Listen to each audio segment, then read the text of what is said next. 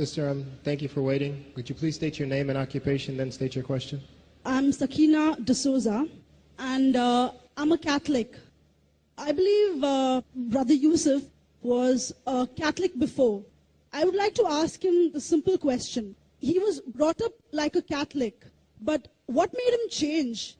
Doesn't he believe that the Messiah is true, or did he ever feel that the Catholic religion, has not brought up any Messiah and the Bible is false? I would like to just know what that means, because he said he was a Catholic before and now he has become a Muslim. What made you change? What was that storyline before? Doesn't he believe that there is a Messiah, or the Messiah had come, saved us, died on the cross? Thank you very much for a good question. I hate to disappoint you, but I wasn't a Catholic. But I was with a Catholic priest the night that he accepted Islam. And I asked him these questions you asked me. Because after all, I was still a Christian, a preacher in Christianity, and I wanted to know why my best friend, a Catholic priest, had converted. That's a pretty weird thing.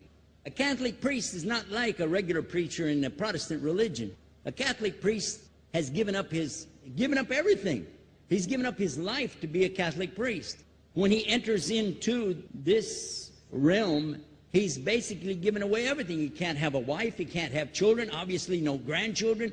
He has no home, he just lives in a rectory or wherever they give him a place to stay. And he's sent wherever they tell him to go, do whatever he's told to do, and that's it. And he cannot disobey the Pope, otherwise they can kick him out of the religion, and if they do, he's excommunicated and he goes to hell forever. So how would a person like this want to become one of those Muslim terrorists? That's what I wanted to know. He explained in a very few beautiful words something that I came to learn for myself. He said that he was sincerely in the Catholic religion because he believed in God, that he had studied, his degree was in theology, and a part of the teaching that they as priests have is to study Islam. Every priest is forced to study Islam. Now, you may not know that, but you can ask your priest and he'll confirm it. And when you study Islam, even when Islam is taught to you by somebody who hates Islam, as long as they don't corrupt it too far, you can still see the truth in Islam. A classical example happened to me just recently when I was in Saudi Arabia. A friend of mine, very old copy of one of the first Qurans ever translated to English by George Sale.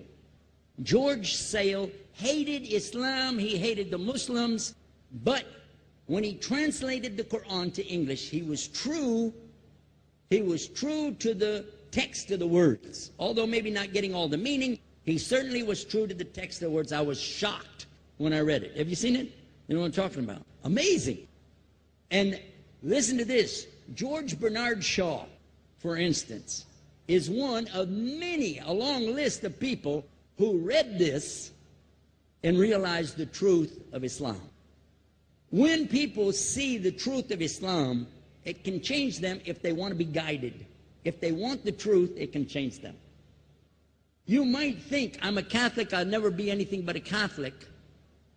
But I'm going to ask you a question, and I want you to be honest. This is not for you to, start a debate, but just be honest. Was Jesus a Catholic?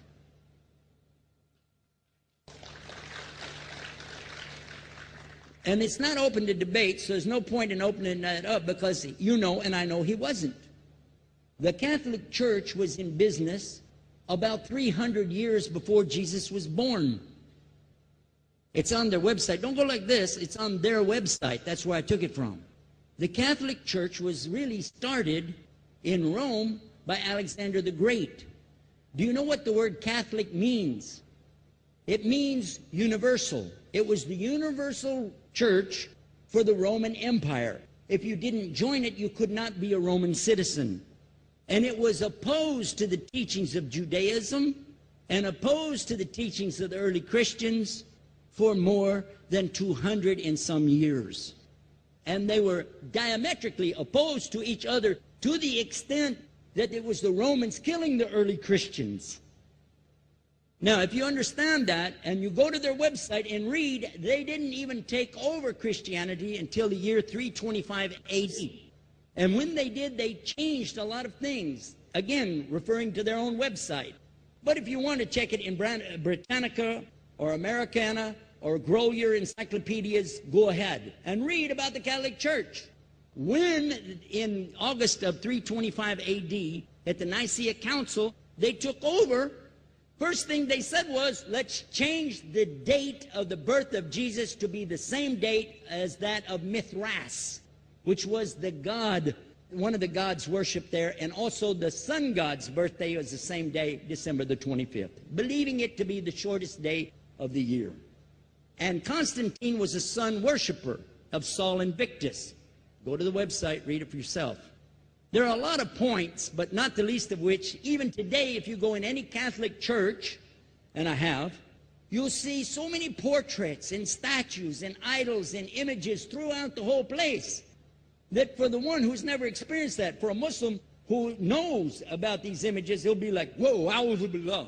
Whoa, what's this? The first time I walked in a Catholic church, I was about 10 years old. I was shocked.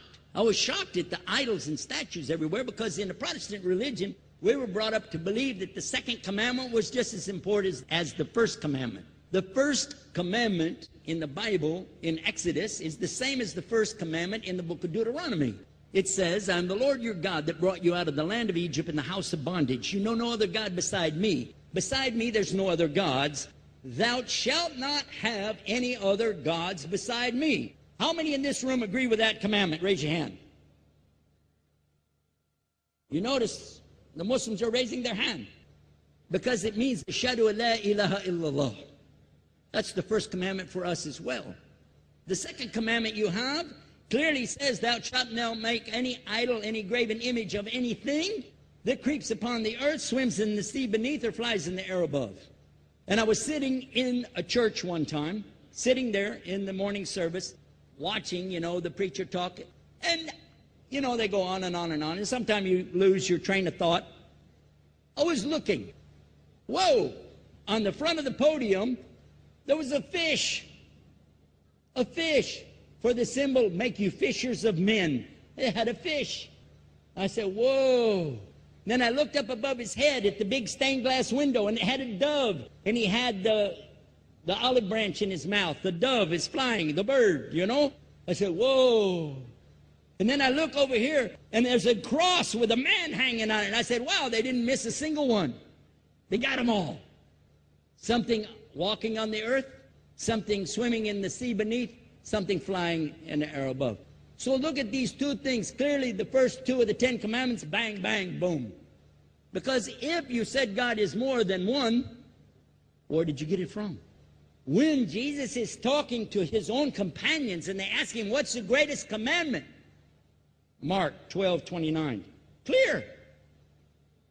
The greatest commandment is to know, O Israel, the Lord your God is one God. And you have to love him with all your heart and all your mind and all your strength. And this is no different from what Prophet Muhammad ﷺ was saying, the same thing to his people. Same thing I mentioned in the lecture. This is certainly for us the same. So what you see is Muslims practicing the commandments, and you see people claiming the commandments but practicing something else.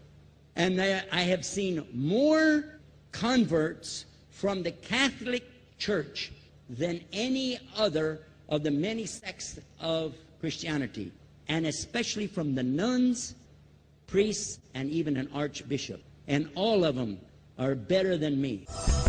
Those guys and women that I see do this, they still sacrifice their whole life to get the true message of Islam, not only to you, but to Muslims as well, because we all need to know about it. But thanks for a great question.